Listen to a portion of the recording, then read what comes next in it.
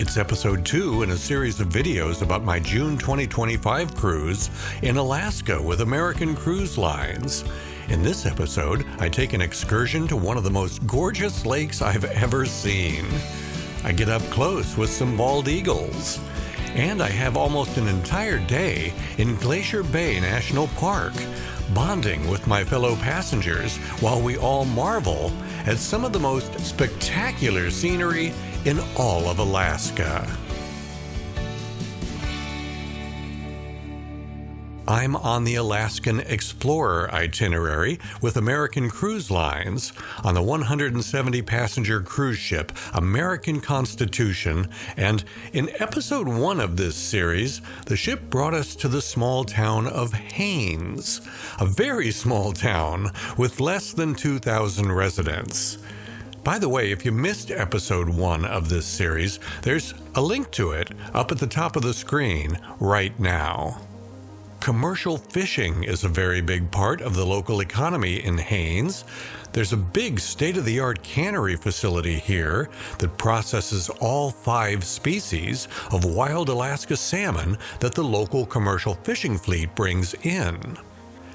Those gorgeous mountains in the background, that's the Chilkoot mountain range. Chilkoot being the name of a Native American tribe, not an easygoing house pet.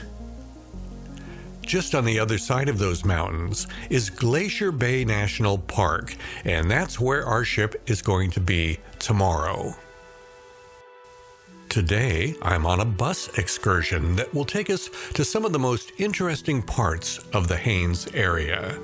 The part that really blew me away was when they took us up the Chilkoot River to beautiful Chilkoot Lake, not to be confused with Chilkat, which is a different tribe of Native Americans.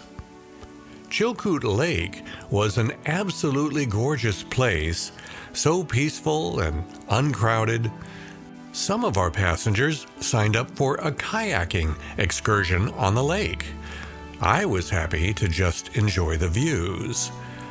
Now, as good as these views from ground level are, the views were even better from my drone.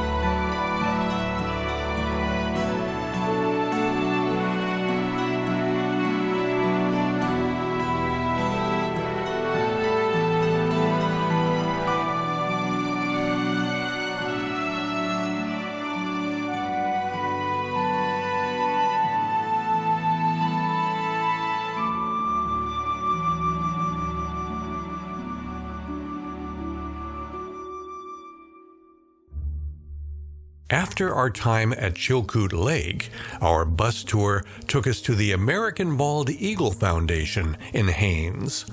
It started in 1994 as a natural history museum, and in 2010 they added a raptor center where they have a flock of raptors such as eagles, hawks, and owls that they use for educating the public. Even though I've only been in Alaska for a short time, I've already seen a lot of eagles in the wild, but they were all pretty far away, so this was nice to be able to see an eagle close up. I mentioned that Haines is a pretty small town. Here's a shot of the downtown area. When I'm traveling around the country with American Cruise Lines, I love to sample the local pizza in some of the towns I visit. Haines has a wonderful pizza place with a wood-fired brick pizza oven. The pizza was delicious, totally earning my stamp of approval. That white building you see there is the town's grocery store, but I think you can see that there's not a whole lot to downtown Haines. Before we move on from Haines, I want to show you one last drone shot that I think will truly show off the beauty surrounding our ship.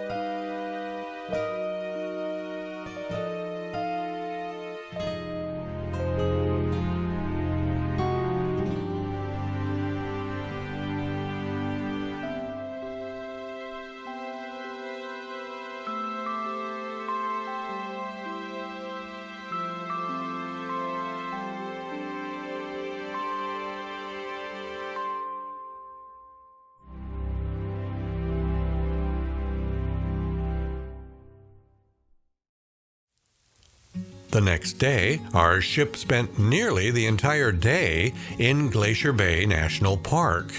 We saw lots of sea lions, and since our cruise ship is smaller than all those big cruise ships, our captain was able to get us right up to where we could easily see them. Of course, we saw a lot more wildlife than just sea lions, but a lot of it was in the distance, so a good pair of binoculars comes in handy. A lot of humpback whales spend the summer in Glacier Bay, so you're very likely to see some if you come here.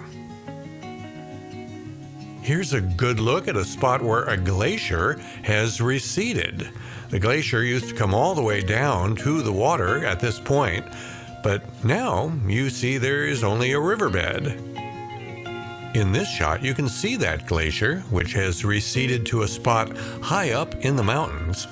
And the fact that you can see all those trees down below, that tells us it receded quite a long time ago, long enough for all those trees to grow. In 1794, when Captain George Vancouver and his expedition visited Glacier Bay was a massive single glacier covering all the water you see here.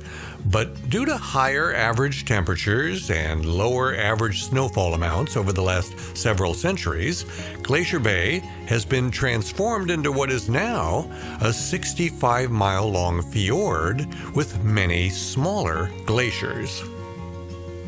We're going to sail our way up to the extreme northwestern end, where we will be able to take a good look at a glacier known as Margerie Glacier. Once you start seeing chunks of ice in the water, you know you're getting close. The more ice you see and the larger the chunks, the closer you're getting. I'll cut to the chase. Here's a good look at Margerie Glacier. While most of the glaciers in Glacier Bay are receding, Margerie Glacier is actually stable, neither growing nor receding. The big daddy of all the glaciers in Glacier Bay is known as Grand Pacific Glacier. It's so big that you actually have your best view of it from far away. See it there in the distance? When you're actually right up close to it, it has receded back up the valley so much that you don't have a good view from this close. Even when we backed up a little, Grand Pacific Glacier didn't look as impressive as it did in this shot that I already showed you, which I shot earlier in the day from farther away. Taking in the sights from your private balcony is convenient, but I much preferred being out on the top deck with the other passengers. On a small ship like this, there's a real camaraderie among the passengers that you just don't find on the mega cruise ships. If it's too cold outside, you can always enjoy the views from inside one of the lounges. But we had a sunny day in Glacier Bay, and it was actually pretty nice outside. Having conversations with some of the other passengers is one of my favorite aspects of cruising with American Cruise Lines. I met some really great people on this cruise. While we take a look at a few other scenic shots I got during our day in Glacier Bay, I'm going to give you a pop quiz about cruising with American Cruise Lines. Exactly what all is included with the cruise? Does American Cruise Lines have food for people with dietary restrictions, such as gluten-free, vegan, and vegetarian? Do I have to get dressed up for dinner? If you don't know the answer to those questions, you might want to book your cruise through a travel agent that really knows American Cruise Lines. And let me suggest you use mine. She's really good. Caitlin Gallagher, not just an agent, but the owner of Ambrin Travel.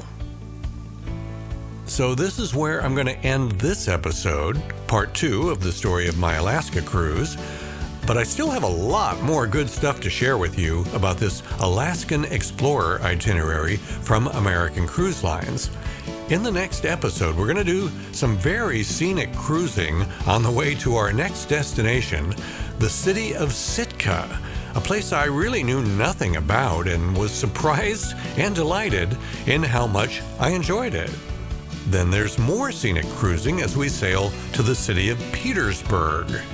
That will be coming up in episode 3, to be released a week or maybe 2 after this one. And in the 4th and final episode of this series, I'll visit the city of Wrangell, where I visit a beach with petroglyphs, ancient artistic expressions left behind by the native people about 8,000 years ago.